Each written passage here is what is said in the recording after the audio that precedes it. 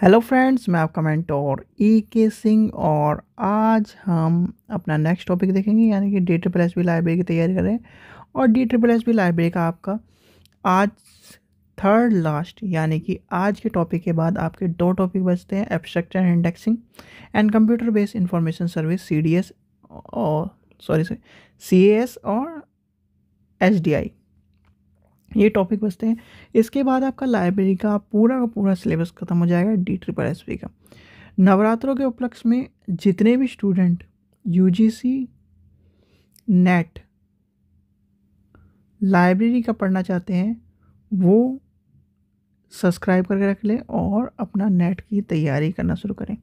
और बुक का देखो, बहुत सारे बुक बच्चों का मैसेज आ रहा है बुक के लिए। बुक में थोड़ा सा ये हुआ था कि बुक थोड़े डिले हो गई है, यानी कि आपकी DSSB की बुक के चक्कर में, यानी कि बच्चों को DSSB की बुक चाहिए थी तो पहले वो बुक लाने के चक्कर में, यानी DSSB प्रीवियस पेपर की लाइब्रेरी के पेपर में और यूपी की भी, जो हम यूपी की तैयारी कर रहे हैं तो यूपी की बुक पेपर 1 के चक्कर में UGC नेट लाइब्रेरी की बुक थोड़ी डिले हुई थी। सारे पेपर अरेंज हुए हैं, आंसर लगे हुए हैं, बस उनको फाइनल अरेंज करके रीचेक करने के लिए भेजना है। ठीक है बच्चों, तो ये आपको नवरात्रों में मिल जाएंगी, आप टेंशन मत लीजिए। UGC नेट का जो पेपर अब आने वाला है वो आपके लिए तैयारी हम कराएंगे। आपको क्या करना है, बस अच्छे अपने लगन से सिर्फ और सिर्फ अपने 2 से 3 घंटे देने। ज़्यादा घंटे दे के कोई भी आज तक कोई ये सोचता हो कि मैं 20-20 घंटे पढ़ दूंगा, बिल्कुल नहीं पढ़ना। आपको नेट निकालना हो, JRF निकालना हो, सीधे सीधे बस एक ही चीज़ पे फोकस करिए, JRF, अपने क्वेश्चनों पर। क्योंकि इसमें जितने आप क्वेश्चन कर लोगे, यानी कि आपको पेपर जितने कराए जाएंगे, आपको क्या करना है, आपको एक ही काम करना है। जब आपके पेपर छप जाएंगे, आप पेपर ले लोगे हमसे, तो आपको सिर्फ और सिर्फ 2011 से या 2011 से लेके अब तक के जितने पेपर हैं सारे याद कर देने हैं। एक भी पेपर ऐसा ना हो कल को मैं आपसे एक क्वेश्चन ऐसे ही पूछने लगूँ तो आपको ऑप्शन देखने की ज़रूरत ना पड़े, सीधे सीधे आंसर का याद हो।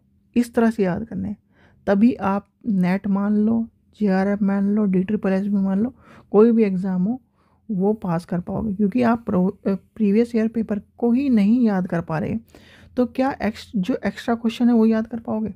नहीं। ठीक है बच्चों, चलिए तो अपने टॉपिक पे चलते हैं। ये सब बात होती रहेंगी। नवरात्रों में आपको नेट की क्लास मिलनी शुरू हो जाएंगी तो ये सिलेबस ख़त्म होगा और नेट की तैयारी शुरू होंगी। चलिए तो आज का टॉपिक क्या है, नेचर एंड ऑर्गेनाइजेशन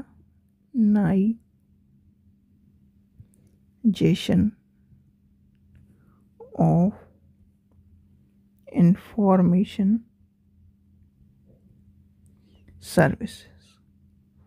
ठीक है, अब सबसे पहला आता है टॉपिक हमारा, इंफॉर्मेशन सर्विस क्या होती है, यानी कि इंफॉर्मेशन क्या होती है, फिर उसके बाद है इंफॉर्मेशन सर्विस क्या होती है। ठीक है, चलिए सबसे पहले हम लेके चलते हैं इंफॉर्मेशन सर्विस, बाद में देखेंगे हम ऑर्गेनाइजेशन एंड इसकी नेचर को। ठीक है, सबसे पहला आता है आपके इंफॉर्मेशन सर्विसेज। तो इंफॉर्मेशन सर्विसेज के अगर लेके चलें तो इंफॉर्मेशन सर्विस क्या है भाई, लाइब्रेरी के तौर पर लाइब्रेरी में जितनी भी किताबें, जितनी भी सूचनाएं, जितनी भी चीज़ें हैं वो इंफॉर्मेशन है, और उसको हम एक सर्विस के रूप में, यानी कि इलेक्ट्रॉनिक मीडिया के तौर पर या बुक डिलीवर के तौर पर या इंटरनेट के तौर पर जब उसे जोड़कर हम देते हैं तो वो सर्विस पड़ जाती है, यानी कि एक सर्विस के रूप में, सेवा के रूप में आ जाती है। ठीक है, जैसे आप मान लीजिए लाइब्रेरियन हो, ठीक है, और लाइब्रेरी में आपने डिजिटल मोड पर जोड़ दी लाइब्रेरी, या फिर आप लाइब्रेरी में बच्चों को इन्फॉर्मेशन अपने बुक के द्वारा प्रोवाइड करा रहे हो या नोट्स के द्वारा प्रोवाइड करा रहे हो, तो वो क्या हो गया, एक सर्विस के तौर पर। इसलिए कहते हैं, इसलिए इन्फॉर्मेशन के साथ सर्विस वर्ड जोड़ा गया। तो इन्फॉर्मेशन यानी कि सूचना, सेवाएं, यानी कि सूचनाओं की सेवाएं। इसलिए है लाइब्रेरी आर मेन, यानी कि एक तरह से क्या करता है, इंफॉर्मेशन जो प्रोवाइड करता है वो किस तरह से मॉडर्न लाइब्रेरी प्रोवाइड करती है। Various library and information service fulfil to information need of, किसकी करते हैं, जो इंफॉर्मेशन सर्विस है वो क्या करता है, एक रेवोल्यूशन लाता है। और रेवोल्यूशन क्रांति किस तरह से लाता है, इंफॉर्मेशन सर्विस के द्वारा, यानी कि इंफॉर्मेशन। और इसमें कौन कौन योगदान देता है, इलेक्ट्रॉनिक जो मीडिया है यानी इलेक्ट्रॉनिक माध्यम है, जैसे आप इलेक्ट्रॉनिक बुक जैसे ई बुक पढ़ते हैं, वो भी एक इंफॉर्मेशन सर्विस का मोड है। ये है इंफॉर्मेशन सर्विस का पार्ट, ठीक है। यानी इंफॉर्मेशन सर्विस के बारे में आप जान गए होंगे, ठीक है। या एक डेफिनेशन भी लिख लीजिए आप, for the purpose of these classes we can define information services as an service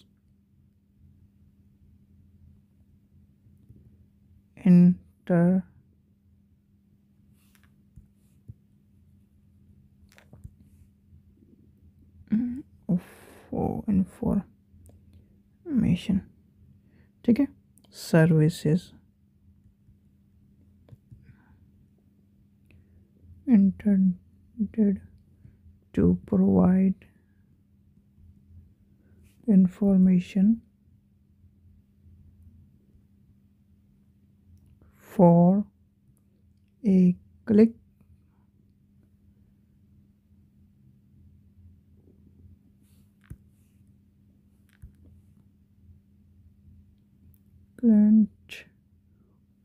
client and user, or assist a client or user if finding or SAR searching for information, ठीक है। ये आपकी definition हो जाएगी, ठीक है। चलिए अब हमारा क्या है, सबसे पहले हम पढ़ेंगे नेचर, क्या है हमारा topic, nature and organization of information. अब सबसे पहले पढ़ते हैं नेचर, यानी कि नेचर ऑफ इंफॉर्मेशन सर्विस। अब नेचर किस तरह का है इंफॉर्मेशन सर्विस, यानी कि अब क्या है nature of information service. Nature कैसा होता है इंफॉर्मेशन सर्विस का, नेचर ये है कि आपको यानी किसी भी व्यक्ति को इस तरह का नेचर नेचर इस तरह का है इंफॉर्मेशन सर्विस का, किसी व्यक्ति को उसको अपनी सूचना यानी कि कोई भी इंफॉर्मेशन प्राप्त करने के लिए जो भी कार्य किए जाते हैं उस तरह का उसके फुलफिल हो। यानी कि सीधे सीधे ये है, जो भी व्यक्ति यानी कि यूज़र को पूरी इंफॉर्मेशन या ज्ञान की प्राप्ति होनी चाहिए, ठीक है, या पूरा ज्ञान प्राप्त होना चाहिए। सबसे पहला यही नेचर है। किसी भी कार्य को अगर आप सिंपल वे में अगर आपने देखे पेपर लिखने की कला में, सबसे पहले कुछ पॉइंट इस तरह के होते हैं जो हर क्वेश्चन में आपके काम आते हैं। और लाइब्रेरी साइंस में तो हर क्वेश्चन में जैसे कि विकास, जैसे 5 लॉज ऑफ लाइब्रेरी साइंस है, हर क्वेश्चन में आपको क्या करना है, पाठक जोड़ देना है, याद रखना पाठक जोड़ देना है, पाठक से जोड़ते ही आपका सारा क्वेश्चन सोल्व हो जाएगा। ऐसे ही लाइब्रेरी साइंस में 50 से 70% क्वेश्चन इस तरह के आते हैं जिसमें पाठक को जोड़ते ही, समय की बचत जोड़ते ही, विकास को जोड़ते ही आपका आधे से ज़्यादा क्वेश्चन पूरा हो जाता है। ये कला है जब आप पेपर को सॉल्व करते हो, और ऐसे ही आपको थ्योरी में भी चीज़ें सीखनी पड़ेंगी। ठीक है, यानी कि यूज़र का पूरा इंफॉर्मेशन नेचर इस तरह का होना चाहिए। ठीक है, अब दूसरी बात क्या है, जो इंफॉर्मेशन प्राप्त कर रहा है और जो इंफॉर्मेशन प्रोवाइड करवा रहा है, एक उसमें क्या होनी चाहिए, बॉन्डिंग होनी चाहिए, यानी कि एक तरह से कांटेक्ट होना चाहिए, एक तरह से पूरा तालमेल बैठना चाहिए, डिपेंडेंसी होनी चाहिए, यानी कि टाइम ऑफ डिपेंडेंसी होनी चाहिए। ठीक है, और जो भी कार्य जैसे कि डेवलपमेंट का कार्य है या फिर रिसर्च वर्क का कार्य है, सीधी सीधी बात होनी चाहिए, development, DEVELOPMENT, development and development of a research project. क्यों? क्योंकि जब या नेचर इंफॉर्मेशन किसका है भाई, इंफॉर्मेशन सर्विस का नेचर किस तरह का है, उसको यानी कि किसी व्यक्ति को, यूज़र को इन्फॉर्मेशन प्रोवाइड करनी। और अगर रिसर्च वर्क का डेवलपमेंट ही नहीं होगा तो पुरानी पुरानी इन्फॉर्मेशन मिलेगी। यानी कि अगर मान लीजिए ये पैरासीटामोल की गोली है, ठीक है, अब पैरासीटामोल की गोली चलती आ रही चलती आ रही चलती आ रही, ठीक है, अब नई रिसर्च हो नहीं रही, और अगर नई रिसर्च हो और उसके बाद पता चले कि पैरासीटामोल से अच्छी भी कोई दवाई बना के दिखा दे, तो क्या होगा, अगले दिन या फिर उस टाइम वो बिकनी शुरू हो जाएगी। जैसे अभी कोरोना के टाइम पे डोला डोला के नाम पे गोली पैरासीटामोल की तरह ही थी, टैबलेट थी, तो उससे बहुत से लोगों को साइड इफ़ेक्ट भी थे, पर गवर्नमेंट उसे प्रोवाइड करा रही थी। पैरासीटामोल पर पैरासीटामोल की एक तरह से पैरासीटामोल की नकल थी वो। तो कहीं ना कहीं ये भी चीज़ें इंपॉर्टेंट होनी चाहिए, यानी कि नेचर किस तरह का होना चाहिए इन्फॉर्मेशन सर्विस का, इस तरह का होना चाहिए जिससे कि वो पाठक को या यूज़र को इन्फॉर्मेशन प्रोवाइड करने में हेल्पफुल हो, यानी कि इंफॉर्मेशन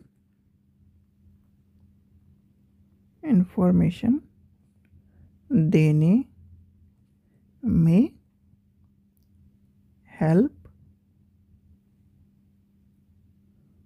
हो। ठीक है, चलिए ये समझ गए नेचर किस तरह का होना चाहिए। अब क्या है आपका दूसरा टॉपिक, क्या है, नेचर हो गया। अब आता है ऑर्गेनाइजेशन। ऑर्गेनाइजेशन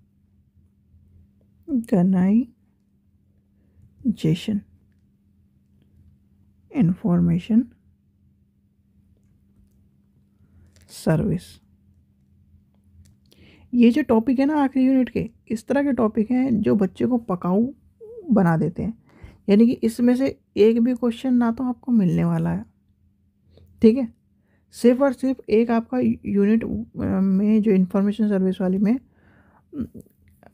एक क्वेश्चन आ सकता है, वो भी एक्सट्रैक्ट और इंडेक्सिंग वाला जो कल हमें पढ़ना है, और कंप्यूटर बेस में CAS और CDS की फुल फॉर्म और उसके बारे में जानना है बस। और कोई काम का मुझे लगता नहीं इसमें है, क्योंकि सिंपल वे में एक तो इनका इतना सिंपल वो है सिलेबस, और उस सिलेबस में इतना सिंपल सिलेबस बनाने के बाद पेपर क्या करते हैं, रिपीटेड क्वेश्चन आते हैं। DSSB का ट्रैक रिकॉर्ड उठा के देख लो, आपको रिपीटेड क्वेश्चन मिलेंगे, और रिपीटेड भी नेट के मिलेंगे, DSSB ओल्ड पेपर मिल जाएंगे, या फिर आपको कहीं इधर उधर से पेपर उठा के देते हैं। कभी भी DSSB पे क्वेश्चन नहीं बनाता। पहली बात तो लाइब्रेरी साइंस में क्वेश्चन बनते ही नहीं है। कोई ये कह दे कि नया क्वेश्चन बनना है, ये फलाना बनना, भैया नए क्वेश्चन तभी बनते हैं जब क्या नाम नई बिल्डिंगें खड़ी होती हैं लाइब्रेरी की। और लाइब्रेरी में आपको पता ही 19 और 5 का आंकड़ा वो है ही, ठीक है, 5 6 19 एक्ट उन्हें पढ़ना ही है। ठीक है, 5 लॉ जिंदाबाद है, उन्हें पढ़ना ही है, हर हालत में क्वेश्चन मिलेगा। 10 क्वेश्चन आपके कंप्यूटर के हैं, वो हमें पक्के है ही हैं। तो इस तरह से लेके चले तो ये क्या होता है, लाइब्रेरी साइंस में हर कोई बंदा अगर उसने ठीक ठाक 10 दिन भी तैयारी करी है, मैं मान के चलता हूँ 50% पेपर तो वो भी कर आएगा आज के टाइम पे। बस जो 50% पेपर करके आ रहा है और जो क्या नाम 100 में से 100 क्वेश्चन करके आ रहा है, उसमें बस इतना अंतर है कि उसने 100 में 100 क्वेश्चन वाले ने उसने सारे पेपर रटे हो, याद करे हो, कुछ भी मान लो भाई, आपका ये लिखा हुआ जहाँ मिलता है कीमत उसकी होती है, ना कि इसकी कि आप दिन रात पढ़े हो, 1 घंटा पढ़े हो, 1 भी घंटा ना पढ़े हो, या कुछ भी ना कर रहे हो। ठीक है, बस इसकी है। और जब DSSS की बात आए तो खासकर पास होने वाली बात ही है, क्योंकि इंटरव्यू तो है नहीं वहाँ। पर केवी में ये बात नहीं चलती। केवी में पास होने के बाद इंटरव्यू में आपकी सारी एकड़ी निकाल देते हैं, जितना रटने वालों की बात आती है। ठीक है, चलिए, केवीएस के इंटरव्यू की मैंने वीडियो बना दी है लाइब्रेरी की। भाई देखो, अभी उसमें आपको टॉपिक नहीं बताए गए हैं कि टॉपिक में क्या क्या चीज़ें प्रिपेयर करके चलना। जिस दिन आपका रिजल्ट आ जाएगा उस दिन आपके टॉपिक वाली वीडियो भी आप अब मिल जाएगी। अभी मैंने ड्रेसिंग सेंस, इंफॉर्मेशन, जो अगर जिनके इतने मार्क्स हैं यानी कि 120 प्लस है, वो अपने डॉक्यूमेंट करके रख लो। प्रोविजनल है आपके, ये सब चीज़ें हैं, उनको कवर करके रख लो।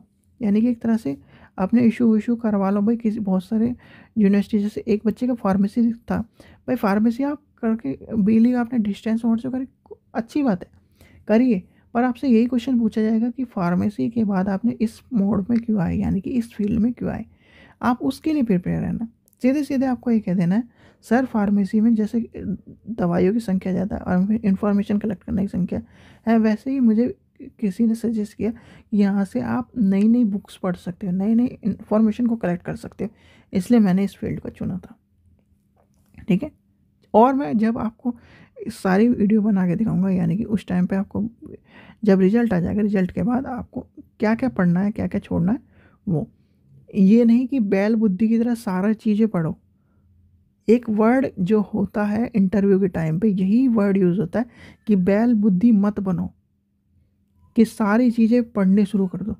अब बहुत सारे बच्चे होंगे 130 लाख पूरी किताब उठा लेंगे, नेट की किताब उठा लेंगे, फलाना उठा लेंगे, टिकटा उठा लेंगे। ना ना ना ना, बिल्कुल भी मत करो। छोड़ना सीखो, एजुकेशन में छोड़ना सीखो। बहुत सारी चीज़ें ऐसी होती हैं कि हमें 10 चीज़ नहीं, हमें सिर्फ 5 चीज़, यानी कि 100 में से 10 चीज़ पढ़ लो, या 10 में से 5 चीज़ पढ़ लो बस। ठीक है, जैसे आपने और करके पेपर देखा है ना, और करने वाले पेपर वाले जो स्मार्ट वर्क बच्चे होते हैं, पता क्या करते हैं, और वाला पढ़ लेंगे। यानी कि उन्हें पता है कि मेरे को पहला चैप्टर आता है, दूसरा चैप्टर हार्ड है, दूसरे चैप्टर में से एक क्वेश्चन आना है, फिर पहले और दूसरे में से एक करना है, तीसरे और चौथे में से एक करना है। तो वो आसान आसान से चैप्टर पढ़ लेंगे और उनके अच्छे नंबर आ जाते हैं। क्यों आते हैं? इसीलिए नंबर आते हैं अच्छे। ठीक है, चलिए अब हमारा क्या है, टॉपिक पे आते हैं, ऑर्गेनाइजेशन ऑफ इंफॉर्मेशन सर्विस। देखिए, इसमें जो ऑर्गेनाइजेशन ऑफ इंफॉर्मेशन सर्विस है, उसमें दो चीज़ें आती है, एक सेंट्रलाइजेशन है, डिसेंट्रलाइजेशन। यानी कि the trade and forum centralization to decentral, okay,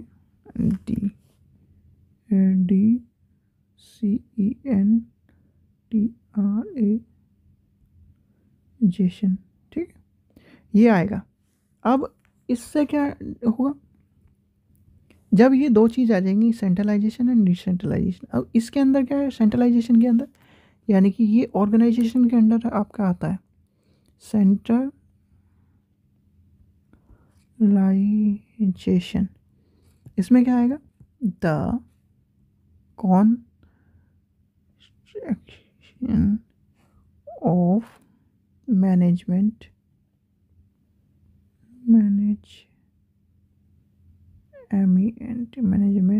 and decision making